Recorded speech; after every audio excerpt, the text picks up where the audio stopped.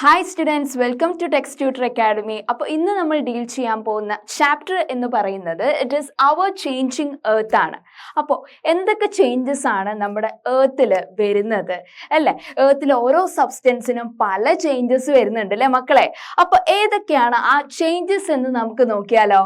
Okay, അപ്പോൾ നമുക്ക് സ്ലൈഡിലേക്ക് പോവാം അല്ലേ? ഓക്കെ, ഫസ്റ്റ് സ്ലൈഡിൽ ഫസ്റ്റ് പോയിന്റ് നോക്കിക്കോ മക്കള്.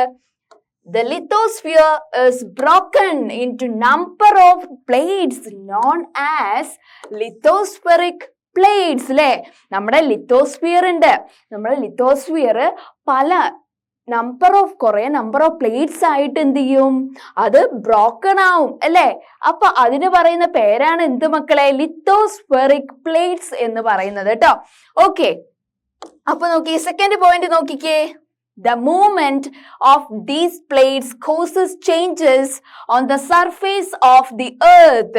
ഇങ്ങനെ ലിത്തോസ്ഫെറിക് പ്ലേറ്റ്സിന് പല ചേഞ്ചസ് വരുന്നുണ്ട് അല്ലേ? അപ്പൊ ആ ഒരു ചേഞ്ചസ് എന്തിനെയാണ് എഫക്ട് ചെയ്യുന്നതെന്നാ പറയുന്നത് മക്കളെ?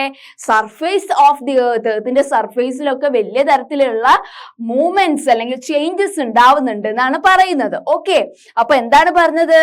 The lithosphere is broken into number of plates. Lithosphere പല പ്ലേറ്റ്സ് ആയിട്ട് ഡിവൈഡ് ആവുന്നു. അതിന് പറയുന്ന പേരാണ് എന്ത്? ലിത്തോസ്ഫെറിക് പ്ലേറ്റ്സ് അല്ലേ? സെക്കൻഡ് പോയിന്റ് എന്താണ്? ഈ ഒരു പ്ലേറ്റ്സ് ഇങ്ങനെ അങ്ങോട്ടും ഇങ്ങോട്ടും മൂവ്മെന്റ് ആവുമ്പോ അത് എവിടെ മാറ്റങ്ങൾ വരുത്തുന്ന പറയുന്നത്? Upon the surface of the earth എന്നാണ് നമ്മൾ പറഞ്ഞത് അല്ലേ? ഓക്കെ, ബാക്കി കാര്യങ്ങൾ നെക്സ്റ്റ് സ്ലൈഡിൽ ഡിസ്കസ് ചെയ്യാം. അപ്പൊ ഇതാണ് നമ്മുടെ ലിത്തോസ്ഫിയറിന്റെ സ്ട്രക്ചർ. നമ്മുടെ എർത്തിന്റെ ഉള്ളിലുള്ള ഇന്റീരിയർ പാർട്ട് ഓഫ് എർത്ത് ആണ് അല്ലെ? അപ്പോ എവിടൊക്കെയാണ്? അപ്പൊ ഇന്റീരിയർ പാർട്ടില് ഇതാണ് എന്ത്? മാന്റിൽ എന്ന് പറയുന്നത് നമ്മൾ ഡിസ്കസ് ചെയ്തതാണ് അല്ലെ? ഇത് അതുപോലെ തന്നെ ഈ ഒരു പാർട്ടില്ലേ, ഈ ഒരു പാർട്ടാണ് ലിത്തോസ്ഫിയർ. ലിത്തോസ്ഫിയർ എന്ന് പറയുമ്പോൾ എന്തൊക്കെയാണ് അതിൽ ഇൻക്ലൂഡഡ് ആയിട്ടുള്ളത്? എന്തൊക്കെയാണ് അടങ്ങിയിട്ടുള്ളത്? Mainly crust and uppermost solid mantle ആണ് ലിത്തോസ്ഫിയറിൽ അടങ്ങിയിട്ടുള്ളത്. ഓക്കെ, അപ്പോ ഈ ഒരു പാർട്ട് എടുക്കുമ്പോൾ നോക്കുക, ഈ കോറ്, ഇതാണ് ഇതിന്റെ കോർ പാർട്ട്. എർത്തിന്റെ ഉൾഭാഗത്തുള്ള കാര്യങ്ങളാട്ടോ പറയുന്നത്. ഇത് അതിന്റെ സെന്റർ പാർട്ട്, അതിനെയാണ് കോർ എന്ന് പറയുന്നത് അല്ലെ? ഇതിന്റെ ഔട്ടർ മോസ്റ്റ് പാർട്ട് മാന്റിലാണ്. ഓക്കെ, അപ്പോ കോർ എന്ന് പറയുമ്പോൾ എന്താണ്? രണ്ട് കോഴ്സ് ഉണ്ട്. ഇന്നർ കോറും ഉണ്ട്, ഔട്ടർ കോറും ഉണ്ട്. പിന്നെ ഈ ഒരു ഭാഗം എന്ന് പറയുന്നത് എന്താണ് മക്കളെ? മാന്റിലാണ്. And uppermost part is asthenosphere. Okay, അപ്പോ ഈ ഒരു പാർട്ട് എന്ന് പറയുന്നത് എന്താണ് മക്കളെ? ക്രസ്റ്റ് ആണ്. ഓക്കെ, ഇത്തരം കാര്യങ്ങളാണ് ഈ നമ്മുടെ എർത്തിന്റെ ഇന്റീരിയർ പാർട്ടിൽ ഉള്ളത്. എന്തൊക്കെയാണ്? എർത്തിന്റെ ഈ ഒരു പാർട്ട് മാന്റിലാണ്. ഇവിടെ കണ്ടോ, ഇതിന്റെ ഉള്ളിലത്തെ ഭാഗം എടുത്ത് കാണിക്കുന്നു, മാന്റിൽ അല്ലെ? കോറ് രണ്ടായി തരംതിരിച്ചിട്ടുണ്ട്. അതാണ് അതിന്റെ ക്ലാസിഫിക്കേഷൻ ഓഫ് കോർ ആണ് outer core and inner core. Okay, അപ്പൊ ലിത്തോസ്ഫിയറിന്റെ കാര്യങ്ങളാണ് നമ്മൾ പറഞ്ഞത്. Crest and uppermost solid mantle അടങ്ങുന്ന ഇതിന് നമ്മൾ പറയുന്ന പേരെന്താ മക്കളെ? ലിത്തോസ്ഫിയർ എന്നാണ്. ഓക്കെ, ഇനി നമുക്ക് ലിത്തോസ്ഫെറിക് പ്ലേറ്റ്സിനെ കുറിച്ച് കുറച്ചും കൂടി ഡീറ്റെയിൽ ആയിട്ട് അറിഞ്ഞാലോ? ഓക്കെ അല്ലെ?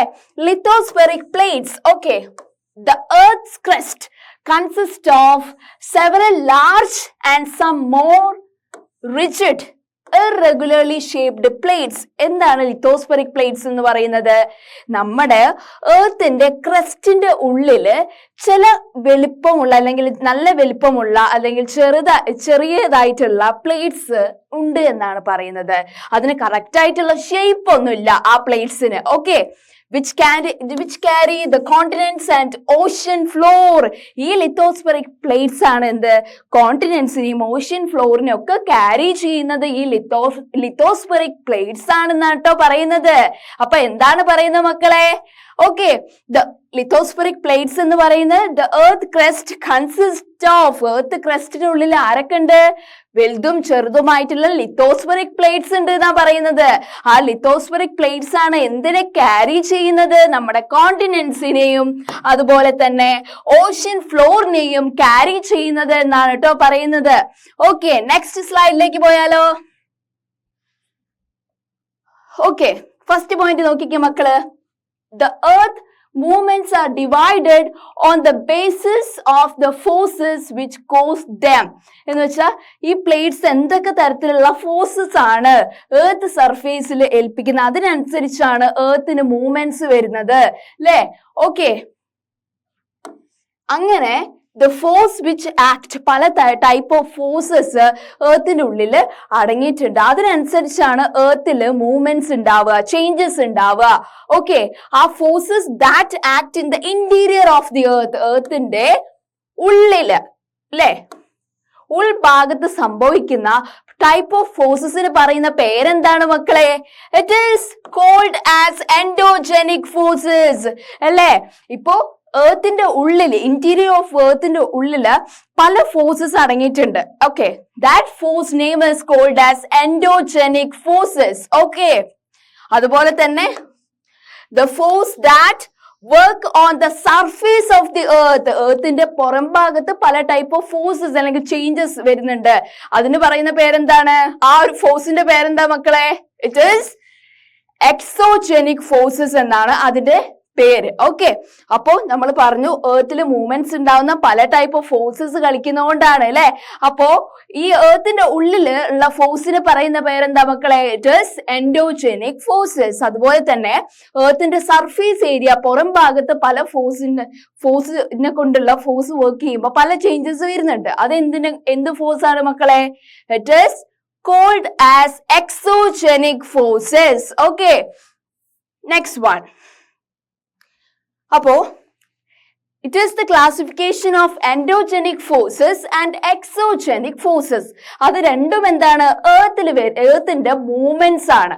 ഓക്കെ, എർത്ത് മൂവ്മെന്റ്സ് ആണ് എൻഡോജനിക് ആൻഡ് എക്സോജനിക് ഫോഴ്സസ്. അപ്പൊ നമുക്ക് endogenic first one and exogenic is second one. Okay, അപ്പോ എൻഡോജനിക് എന്ന് പറയുമ്പോ എന്തൊക്കെയാണ് വരിക? കോണ്ടിനെന്റ് ഫോം ചെയ്യുന്നത് എൻഡോജനിക് ഫോഴ്സസ് കൊണ്ടാണ്. അപ്വേർഡ് ഡൗൺവേർഡ് ആയിട്ടുള്ള മൂവ്മെന്റ് ആയിരിക്കും ഉണ്ടായിരിക്കുക. ഓക്കെ, പിന്നെയോ ഇതിന് സഡൻ മൂവ്മെന്റ്സ് ആയിരിക്കും ഉണ്ടാവുക. എന്തൊക്കെയാണ് സഡൻ മൂവ്മെന്റ്സ്? മൗണ്ടെയിൻ ബിൽഡ് ചെയ്യുന്നത് അല്ലെ, ടെൻഷൻ, കംപ്രഷൻ ഒക്കെ ഈ ഒരു ഇതിനെ കൊണ്ട് വരുന്നതാണ്. ഓക്കെ, പിന്നെ എന്തൊക്കെ ടൈപ്പ് ഓഫ് ഇതുകൊണ്ടാണ് എൻഡോജനിക് ഫോഴ്സസിന്റെ ഇതെന്തൊക്കെയാന്ന് പറയുമ്പോൾ എന്തൊക്കെയാണ്? Earthquakes and volcanoes. Endogenic ഫോഴ്സസിന്റെ എക്സാമ്പിൾസ് ആണ് എന്തൊക്കെ മക്കളെ? എർത്ത് ക്യൂക്സും വോൾക്കാനോ ഇറപ്ഷൻ ഒക്കെ അതിന്റെ എക്സാമ്പിൾസ് ആണെന്നാണ് പറയുന്നത്. What about exogenic forces? എന്താണ് എക്സോജനിക് ഫോഴ്സസ്? നമ്മൾ പറഞ്ഞു എൻഡോജനിക് ഫോഴ്സസ് എന്ന് പറയുമ്പോൾ it is a force that happen in the interior of the earth അല്ലെ? And what about exo? Exo എന്ന് പറയുമ്പോൾ ഔട്ട്സൈഡ് ഓഫ് ദി എർത്ത് അല്ലെങ്കിൽ സർഫേസ് ഓഫ് ദി എർത്തിൽ ഹാപ്പൻ ചെയ്യുന്ന ഫോഴ്സസ് ആണ് എന്ത് മക്കളെ? എക്സോജനിക് ഫോഴ്സസ് അല്ലെ? എക്സോജനിക് ഫോഴ്സസ് കൊണ്ട് ഫോം ചെയ്യുന്നതാണ് എന്തൊക്കെ? Weathering and erosion, physical, chemical, biological process happen, ice, river water, wind, sea, underground water. അങ്ങനെ ഐസ് എന്ന് പറയുമ്പോൾ പല ടൈപ്പ് ഓഫ് ഗ്ലേഷ്യേഴ്സ് ഫോം ചെയ്യുന്നു. റിവർ വാട്ടർ കൊണ്ട് പല ടൈപ്സ് ഓഫ് റിവർ വാട്ടർ, അതുപോലെ തന്നെ വിൻഡ്, അതുകൊണ്ടൊക്കെ ഫോം ചെയ്യുന്ന പല ടൈപ്പ് ഓഫ് ചേഞ്ചസ് ആണ് ഇതുകൊണ്ട് ഉണ്ടാവുന്നത്. അത് ഡീറ്റെയിൽ ആയിട്ട് നമുക്ക് അടുത്ത സ്ലൈഡിൽ ഡിസ്കസ് ചെയ്യാം. ഓക്കെ, അപ്പൊ നമുക്ക് എന്താണ് എൻഡോജനിക് ഫോഴ്സസ് എന്ന് ഒന്നും കൂടെ ഡീറ്റെയിൽ ആയിട്ട് നോക്കിയാലോ? The endogenic forces sometimes produce sudden movements and at the other times produce slow movements. അല്ലെ? എൻഡോജനിക് ഫോഴ്സസ് ചിലപ്പോ പെട്ടെന്നായിരിക്കും അതിൻ്റെത്, ചില മൂവ്മെന്റ്സ് സഡൻ ആയിരിക്കും, ചിലപ്പോൾ മെല്ലനെ ആയിരിക്കും വരുന്നത് അതിന്റെ മൂവ്മെന്റ് എന്ന് പറയുന്നത് കേട്ടോ. ഓക്കെ, പിന്നെന്താണ് സെക്കൻഡ് പോയിന്റ് നോക്കിക്കേ. സഡൻ മൂവ്മെന്റ്, സഡൻ ഫോഴ്സ് എർത്തിന്റെ ഉള്ളിൽ ഉണ്ടാക്കുന്നതെന്ന് പറയുമ്പോൾ എന്താണ്? ഭൂമി കുലുക്കം അല്ലെ? Earthquakes. Okay, and volcanic eruption അല്ലെ? ലാവ ഇറപ്റ്റ് ചെയ്തിട്ട് വോൾക്കാനോ പൊട്ടിത്തെറിക്കുന്ന കണ്ടിട്ടില്ലേ? It cause mass destruction over the surface of the earth. അത് എർത്തിനുള്ളിൽ പല ടൈപ്സ് ഓഫ് എന്താണ് ചേഞ്ചസ് അല്ലെ? അതുപോലെ തന്നെ പല നാശനഷ്ടങ്ങൾ വരുത്തുമെന്നാണ് കേട്ടോ മക്കളെ പറയുന്നത്. അപ്പൊ എന്താണ് endogenic forces? Sometimes produce sudden movements and at the other times produce slow movements അല്ലെ? It produce sudden movements and also slow movements. Okay, okay. And sudden movements എന്ന് പറയുമ്പോൾ എന്തൊക്കെയാണ് എക്സാമ്പിൾ വരിക മക്കളെ? ഫസ്റ്റ് വൺ എർത്ത് ക്യൂക്സ്, ഒരു sudden movement ആണ് അല്ലെ, അപ്രതീക്ഷിതമായിട്ടാണ് ഭൂമി കുലുക്കങ്ങൾ വരുന്നത് അല്ലെ. അതുപോലെ തന്നെ വോൾക്കാനിക് എറപ്ഷനും സഡൻ മൂവ്മെന്റ്സിന്റെ എക്സാമ്പിൾ ആണ്. അതൊക്കെ എവിടെയാണ് ടേക്ക് പ്ലേസ് ചെയ്യുന്നത്? Upon the surface of the earth. Okay, next slide. എന്താണ് വോൾക്കാനോ എന്ന് പറയുന്ന സംഗതി? വോൾക്കാനിക് എറപ്ഷൻ, ലാവ പൊട്ടിത്തെറിക്കുക, അതൊക്കെ കേട്ടിട്ടില്ലേ? എന്താണ് ലാവ എറപ്ഷൻ ഒക്കെ? A volcano is A went opening in the earth crust through which molten material erupts suddenly. അല്ലേ? എന്ന് വെച്ചാല് വോൾക്കാനോ എന്ന് പറയുന്ന പെട്ടെന്ന് എർത്ത് ക്രസ്റ്റിനുള്ളിൽ എന്താണ് ഒരു തീഗോളം പോലെ വമിച്ചിട്ട് ഒരു വന നശീകരണം പോലെ വനത്തിലുള്ള എല്ലാ മരങ്ങളും കത്തി നശിക്കുകയാണ് ചെയ്യുക വോൾക്കാനിക് എറപ്റ്റ് മൂലം അല്ലെ. അതില് എന്താ ലാവ പൊട്ടിത്തെറിക്കുക ചെയ്യുക, ഉള്ളിലുള്ള ലാവ ഇറപ്റ്റ് ചെയ്യും. പല തരത്തിലുള്ള ഡിസ്ട്രക്ഷൻ ആണ് വോൾക്കാനോ കൊണ്ട് ഉണ്ടാവുന്നത് അല്ലെ. അപ്പൊ എന്താണ് volcano? A volcano is A went, വലിയ കുന്നിൻ മുകളിലൊക്കെ ആയിരിക്കും ലാവ ഇറപ്റ്റ് ചെയ്യുന്നത്. It is a vent opening in the earth crust. Earth crustലാണ് അത് happen ചെയ്യുന്നത് വോൾക്കാനോ അല്ലെ. It is through which molten material erupts suddenly. Okay, അപ്പൊ അതാണ് വോൾക്കാനോ എന്ന് പറയുന്നത്. Okay, ഇതാണ് volcanic eruption. Okay, next one. First point നോക്കിക്കേ മക്കള്.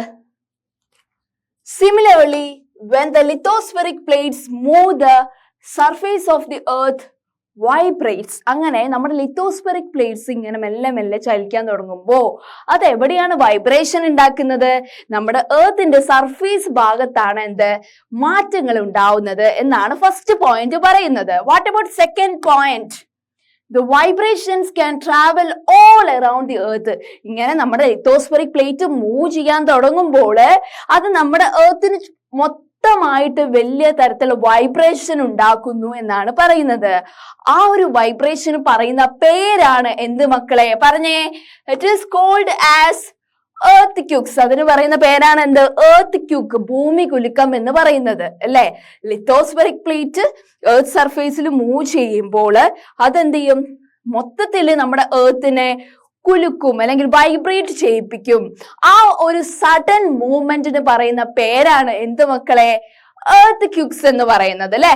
Okay, similarly when the lithospheric plates move, the surface of the earth vibrates. അല്ലെ, when the lithospheric plates moves, the surface of the earth vibrates. അല്ലെ, the vibrations can travel all around the earth. These vibrations are called as what? ഈ ഒരു vibration നമ്മൾ പറയുന്ന പേരെന്താ മക്കളെ? It is called as earthquakes. Okay, ഭൂമി കുലുക്കം എന്നാണ് പറയുന്നത്. ഇതെന്താ പിക്ചറൈസ് ചെയ്യുന്നത്? earthquake ആണ് അല്ലെ. ഭൂമി കുലുക്കം ഉണ്ടാവുമ്പോ റോഡൊക്കെ ഈ ഒരു അവസ്ഥയിലാവും അല്ലെ. അതിന്റെ ഒരു പിക്ചറൈസ് ചെയ്യുന്ന ഒരു പിക്ചറാണ് കേട്ടോ ടീച്ചർ കാണിച്ചേ. ഓക്കെ, അപ്പോ ഈ എർത്ത് ക്യൂക്ക് ഉണ്ടാവുന്ന ഓരോ സ്റ്റെപ്പ് ബൈ സ്റ്റെപ്പ് നോക്കിയാലോ? Okay, the place in the crest where the movement starts is called focus. എന്ന് വെച്ചാല് ഈ ഒരു വൈബ്രേഷൻ സ്റ്റാർട്ട് ചെയ്യുന്നത് ഏത് ഭാഗത്തിലാണ്? ക്രസ്റ്റിലുള്ള ഫോക്കസ് എന്ന് പറയുന്ന ഭാഗത്തിലാണ് ഫസ്റ്റ് ചേഞ്ചസ് വരുന്നത് അല്ലെ. the place in the crest where the movement starts is called focus. Okay, and next point നോക്കിക്കേ. The place on the surface above the focus. ഫോക്കസിന്റെ മുകളിലുള്ള സംഗതിയാണ് എന്ത് മക്കളെ? എന്താണ് അതിനെ വിളിക്കുന്നത്? എപ്പി സെന്റർ എന്നാണ് അതിനെ വിളിക്കുന്നത്. അപ്പൊ നമ്മൾ ഫോക്കസിനെ കുറിച്ച് പറഞ്ഞു, എപ്പി സെന്ററിനെ കുറിച്ച് പറഞ്ഞു. This structure of earth quake എങ്ങനെയാണ് ഫോം ചെയ്യുന്നത് എർത്ത് സർഫേസിൽ എന്നതാണ് നമ്മളിപ്പോ പറയുന്നത്. Okay, the place in the crest where the movement starts. ഈ എർത്ത് ക്യൂക്കിന്റെ മൂവ്മെന്റ് തുടങ്ങുന്നത് എവിടെ വെച്ചാണ്? ഫോക്കസിലാണ്. ഓക്കെ, എർത്ത് ക്രസ്റ്റിലുള്ള സംഗതിയാണ് ഫോക്കസ്. പിന്നെ അതിന്റെ ചേഞ്ചസ് വരുന്നത് സർഫേസ് എബവ് ദ ഫോക്കസിലാണ്, എന്ന് വെച്ചാൽ ഫോക്കസിന്റെ മുകളിലുള്ള സംഗതിയിലാണ്. പിന്നെ പ്രോസസ്സിങ്, പിന്നെ ആ ഒരു മൂവ്മെന്റ് രണ്ടാമത് തുടങ്ങുന്നത് എന്താണ്? It is above the focus. അപ്പൊ അതിന് പറയുന്ന പേര് എപ്പി സെന്റർ എന്നാണ്. അപ്പൊ നമ്മൾ ഫോക്കസിനെ കുറിച്ച് പറഞ്ഞു, എപ്പി സെന്ററിനെ കുറിച്ച് പറഞ്ഞു അല്ലെ. ഓക്കെ, ഓക്കെ, ഇങ്ങനെ എപ്പി സെൻട്രൽ നമ്മൾ പറഞ്ഞു ഈ എർത്ത് ക്യൂക്കിന്റെ മൂവ്മെന്റ് ഫസ്റ്റ് വരുന്നത് എവിടെയാണ്? ഫോക്കസിലാണ്. പിന്നെ അത് ഫോക്കസിന്റെ മുകളിലുള്ള വേറെ സംഗതി ആയിട്ടുള്ള എപ്പി സെൻട്രലിലാണ്. പിന്നെ ഈ വൈബ്രേഷൻ എങ്ങോട്ടാണ് പുറത്തേക്ക് പോകുന്നത്? എങ്ങനെയാണ് അത് പുറത്തേക്ക് പോകുന്നത് നോക്കിയാലോ? Okay, the vibrations travel outwards from the epicenter as waves. അല്ലേ, ഈ ഒരു വൈബ്രേഷൻസ് ഉണ്ടല്ലോ പുറമേക്ക് പോകുന്നത്, എപ്പി സെന്ററിൽ നിന്ന് പുറമേക്ക് പോകുന്നത് വേവ്സ് ആയിട്ടാണ് എന്നാണ് പറയുന്നത്. ഓക്കെ, വേവ്സ് ആയിട്ട് ഇങ്ങനെ വേവ്സ് ആയിട്ടാണ് പോകുന്നത്. ഓക്കെ, സെക്കൻഡ് പോയിന്റ് നോക്കിക്കേ. അങ്ങനെ ഗ്രേറ്റസ്റ്റ് ആയിട്ടുള്ള ഡാമേജ്, നാശനഷ്ടം എവിടെയാണ് ഉണ്ടാവുന്നത് നോക്കിയാലോ? The greatest damage is usually closest to the epicentre and the strength of the earthquake decreases away from the centre. അപ്പോ കൂടുതലായിട്ട് ഡാമേജ് വരുന്നത് എപ്പി സെന്ററിൽ വെച്ചാണ്. അങ്ങനെ എപ്പി സെന്ററിൽ കുറെ ഡാമേജ് വരുമ്പോൾ എന്ത് ചെയ്യും? എർത്ത്ക്വേക്കിന്റെ സ്ട്രെങ്ത് കുറയുകയും ചെയ്യുമെന്നാണ് പറയുന്നത്. അപ്പൊ എന്തൊക്കെയാ നമ്മൾ പറഞ്ഞത്? The vibration travel outwards from the epicenter as waves. അല്ലെ, പിന്നെന്താ പറഞ്ഞത്? The greatest damage is usually closest to the epicenter and the strength of the earthquakes decreases away from the center. കുറെ ഡാമേജ് എപ്പി സെന്ററിൽ വരുത്തിയിട്ട് പിന്നെ എർത്ത്ക്വേക്കിന്റെ ആ ഒരു എന്താണ് ഗൗരവം കുറഞ്ഞു വരുമെന്നാണ് പറയുന്നത്. ഓക്കെ, പിന്നെന്താണ് നമുക്ക് ഈ ഭൂമികൾക്കും നമ്മൾ കാലാവസ്ഥ നിരീക്ഷകർക്കൊക്കെ ഇങ്ങനെ പ്രവചിക്കാൻ പറ്റുന്നതാണോ? അല്ല അല്ലെ. It is although earthquakes cannot be predicted, നമുക്ക് പ്രെഡിക്റ്റ് ചെയ്യാൻ പറ്റില്ല അല്ലെ എർത്ത്ക്വേക്ക് എപ്പോഴാണ് സംഭവിക്കുക എന്നുള്ളത് അല്ലെ. And the impact can certainly be minimized if we are prepared beforehand. ഇതിന്റെ ഡിസ്ട്രക്ഷൻ നമുക്കറിയാം, ഭൂമികൾക്കും വരുമ്പോൾ വലിയ തരത്തിലുള്ള നാശനഷ്ടം ഉണ്ടാവുമെന്ന്. അപ്പൊ നമുക്ക് ഇതിൽ നിന്ന് രക്ഷപ്പെടണമെങ്കിൽ അതിനുള്ള തയ്യാറെടുപ്പുകൾ നമ്മൾ എടുത്തിരിക്കണം എന്നാണ് പറയുന്നത്. Okay, some common earthquake prediction methods adopted locally by people include studying the animal behavior. ഇപ്പൊ പണ്ട് കാലഘട്ടത്തിൽ നമ്മൾ പറയാറുണ്ട് വലിയ എന്താണ് പ്രളയം അതുപോലെ തന്നെ സുനാമി ഒക്കെ വരുന്നത് ഈ മൃഗങ്ങൾക്ക് പെട്ടെന്ന് അറിയാൻ പറ്റും എന്നുള്ളത് അല്ലെ. അതാ പറയുന്നത് when we studying the animal behavior, ഈ മൃഗങ്ങളുടെ സ്വഭാവത്തിൽ മാറ്റം വരുമ്പോൾ the fish in the ponds get agitated അല്ലെ, മീനുകൾക്ക് പലതരത്തിൽ ഒരു എന്താണ് അവർ ഇറിറ്റേറ്റഡ് ആയി നിൽക്കുന്ന ഒരു the snakes come to the surface, പാമ്പുകളൊക്കെ സർഫേസിലേക്ക് വന്നിട്ട് എന്തൊക്കെയോ രീതിയിൽ അതിന്റെ എന്താണ് മൂവ്മെന്റിനെതിരായിട്ട് പല ചേഞ്ചസ് അതിന്റെ ക്യാരക്ടറിൽ കാണിക്കുമ്പോൾ നമുക്ക് മനസ്സിലാവും എന്തോ വലുത് വരാനുണ്ട് എന്നുള്ളത്. അപ്പൊ എന്തൊക്കെയാ നമ്മൾ പറഞ്ഞത്? Although earthquakes cannot be predicted because the impact can certainly be minimized if we are prepared beforehand എന്നാണ് പറയുന്നത്. പിന്നെയോ some common earthquake prediction methods adopted locally. നമ്മൾ എന്തൊക്കെ ചേഞ്ചസ് കണ്ടിട്ടാണ് മനസ്സിലാക്കുന്നത് പണ്ടുള്ളവര്? It is mainly by studying the animal behavior അല്ലെ, മൃഗങ്ങളുടെ സ്വഭാവത്തിൽ വരുന്ന മാറ്റങ്ങൾ. And the fish in the ponds get agitated and snakes come to the surface. ഇത്തരം കാര്യങ്ങളാണ് അല്ലെ. ഓക്കെ, അപ്പൊ എർത്ത്ക്വേക്ക് വരുമ്പോഴത്തേക്ക് നമ്മൾ എന്തൊക്കെ കാര്യങ്ങളിൽ പ്രിപ്പയർഡ് ആയിരിക്കണം നോക്കിയാലോ? ഫസ്റ്റ് പോയിന്റ് നോക്കിക്കേ, where to take shelter during an earthquake. ഭൂമികുലുക്കം ഉണ്ടാകുമ്പോൾ നമ്മൾ എങ്ങോട്ടാണ് പോവേണ്ടത്, എവിടെയാണ് പാർക്ക് ചെയ്യേണ്ടത്? ഫസ്റ്റ് വൺ നോക്കിക്കേ, സേഫ് സ്പോട്ട്. നമ്മൾ ഒരു സേഫ് ആയിട്ടുള്ള സ്പോട്ട് ചൂസ് ചെയ്യണം, സേഫ് ആയിട്ടുള്ള പ്ലേസ് ചൂസ് ചെയ്യണം എന്നാണ് പറയുന്നത് അല്ലെ. It is under a kitchen counter, table or desk അല്ലെ. കിച്ചന്റെ അടിഭാഗത്തൊക്കെ ഉണ്ടാവില്ല സ്ഥലങ്ങൾ, അവിടെ പോയിരിക്കുക, ടേബിളിന്റെ ഉള്ളിൽ പോയിരിക്കുക. And against an inside corner or wall. അങ്ങനെ വോളിന്റെ അടുത്തോ അങ്ങനെയൊന്നും ചുറ്റിപ്പറ്റി നിൽക്കരുത്. എല്ലാം സേഫസ്റ്റ് ആയിട്ടുള്ള ടേബിളിന്റെ അടിയിലോ ഡെസ്കിന്റെ അടിയിലോ ഒക്കെ പോയി ഇരിക്കുന്നത്, അതാണ് സേഫ് സ്പോട്ട് എന്ന് പറയാൻ. ഓക്കെ, സേഫ് സ്പോട്ട് എന്ന് പറയുന്നത് എന്താണ്? Under a kitchen counter or table or desk or against an inside corner or wall എന്നാണ് പറയുന്നത്. ഓക്കെ, അപ്പൊ എർത്ത് ക്യൂക്ക് വരുമ്പോൾ നമ്മൾ എന്തൊക്കെ കാര്യങ്ങളിൽ പ്രിപ്പയർഡ് ആയിരിക്കണം എന്നാണ് പറയുന്നത്, നോക്കിയാലോ. It's what to do before, during and after an earthquake എന്ന് വെച്ചാൽ എർത്ത് ക്യൂക്ക് വരുന്നതിന് മുൻപ് അല്ലെങ്കിൽ അതിനുശേഷം എന്തൊക്കെ കാര്യങ്ങൾ നമ്മൾ പ്രിപ്പയർഡ് ആയിരിക്കണം എന്നാണ് പറയുന്നത്, നോക്കിയാലോ. ഓക്കെ, വരുന്നതിന് മുന്നേ നമ്മൾ ശ്രദ്ധിക്കേണ്ടത് നോക്കാം. ബിഫോർ നോക്കാം. First one, run towards the exit and assemble at the safe place.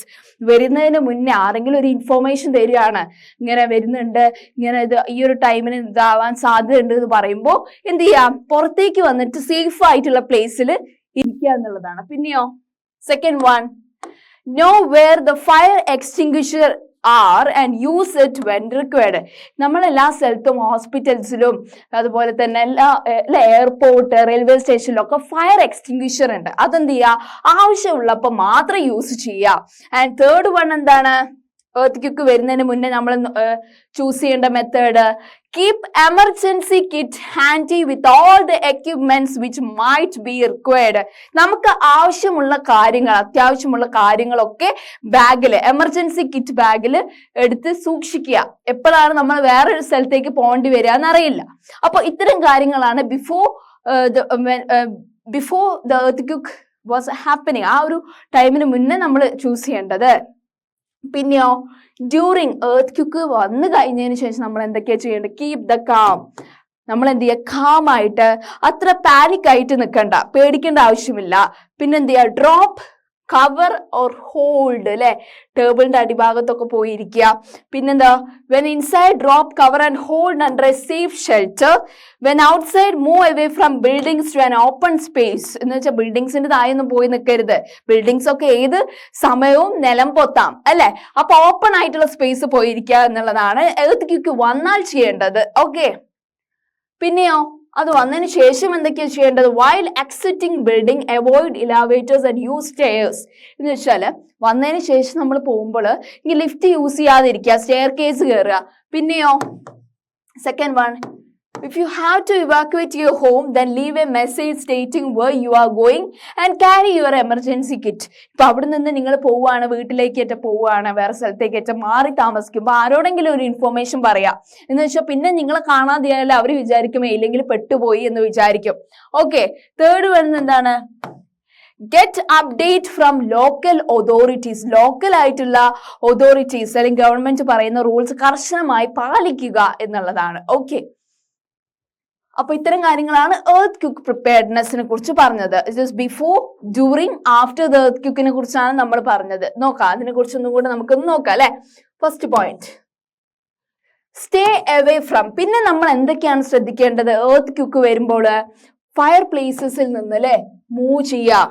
and areas around chimneys, windows that shatter including mirrors and picture frames. അല്ലെ, കണ്ണാടികൾ ഉണ്ടാവില്ലോ ഗ്ലാസിന്റെ, അതുപോലെ തന്നെ വിൻഡോ, അതിന്റെ അടുത്ത് നിന്നൊക്കെ മാറി നിൽക്കണം എന്നുള്ളതാണ് പറയുന്നത്. പിന്നെന്താണ് സെക്കൻഡ് പോയിന്റ്, ബി പ്രിപ്പയർഡ്. നമ്മൾ പ്രിപ്പയർഡ് ആയിരിക്കുക, എന്തിനും തയ്യാറായിരിക്കുക, അല്ലെ. എന്തിനാണ്, spread awareness amongst your friends. എന്ന് വെച്ചാൽ മറ്റുള്ളവര്, നിങ്ങളെ അടുത്തുള്ള റൂമിലുള്ള ആളുകൾ, അടുത്തുള്ള വീടുകളിലുള്ള ആളുകൾ, ഫ്രണ്ട്സ് ഒന്നും ഇതിനെ കുറിച്ച് അറിഞ്ഞിട്ടില്ലെങ്കിൽ അവരെ എന്ത് ചെയ്യുക, ഇൻഫർമേഷൻ കൊടുക്കുക.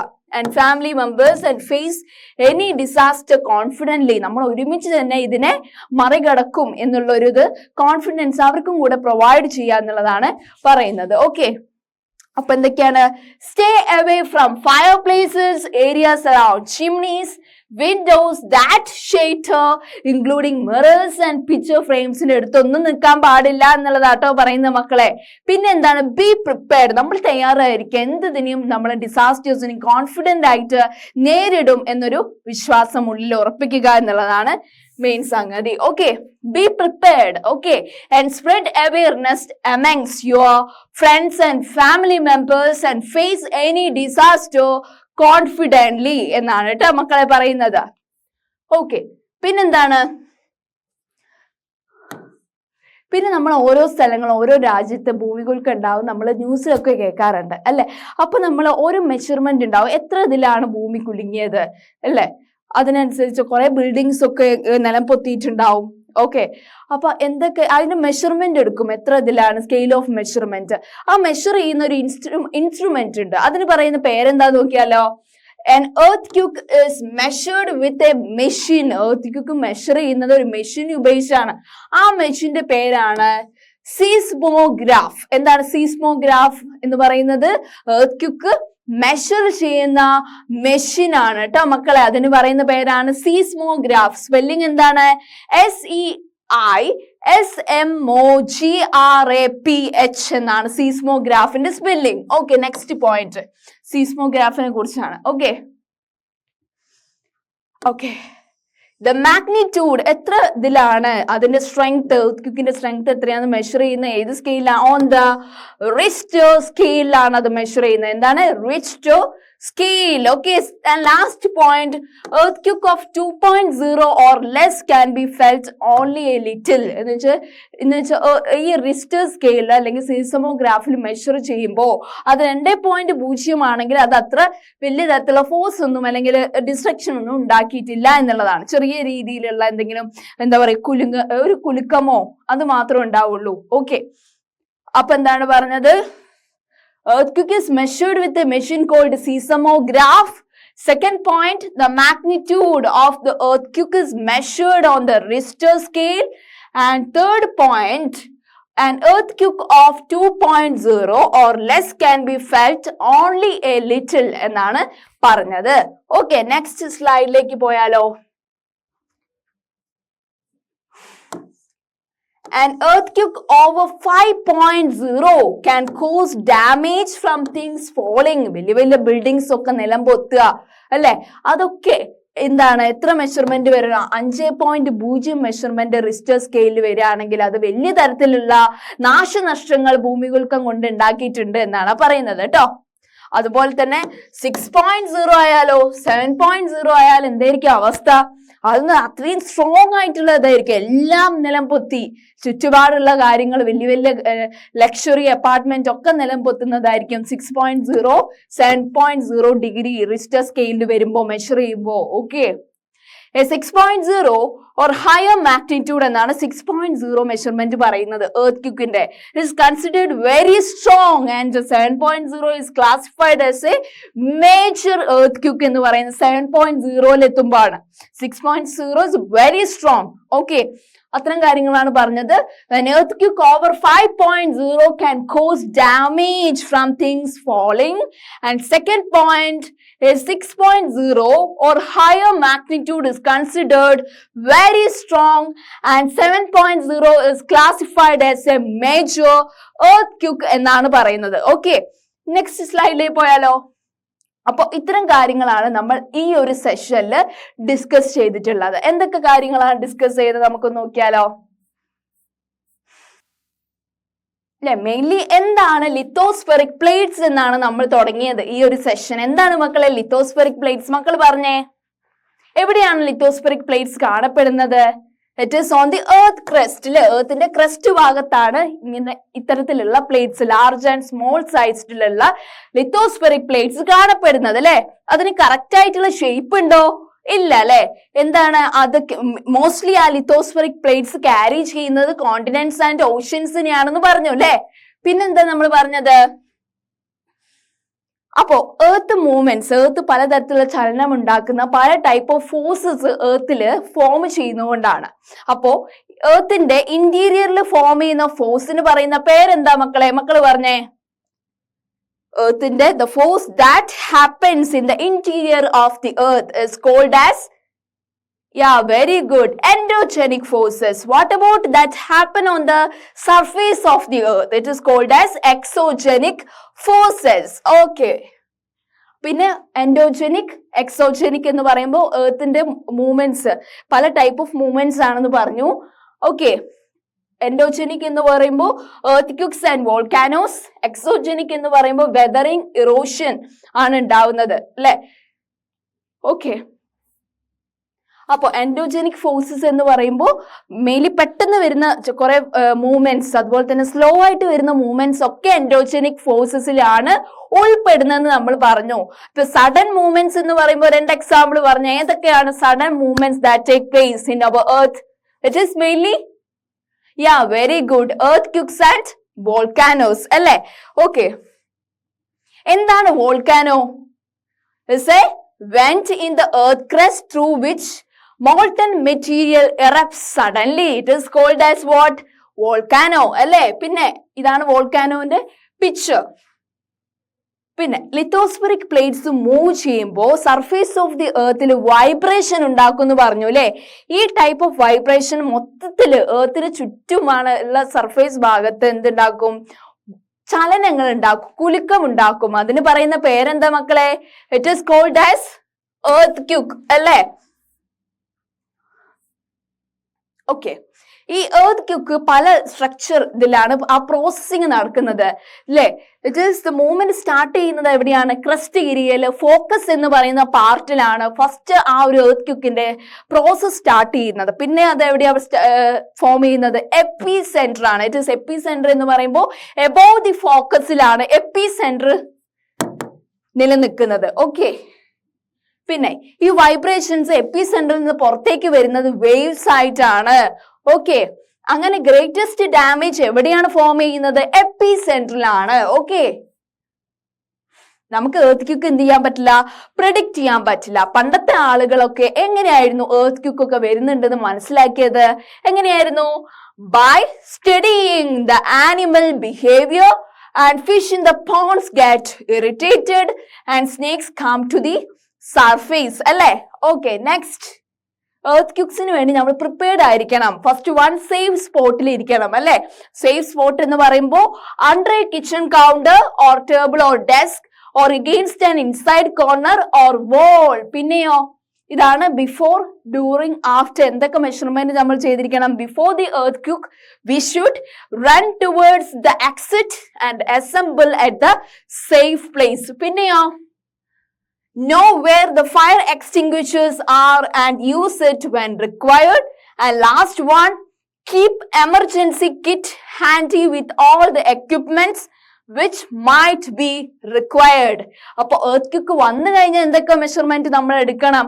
പ്രിക്കോഷൻസ് എടുക്കണം. Keep the calm. പിന്നെയോ when inside, drop, cover and hold under a safe shelter.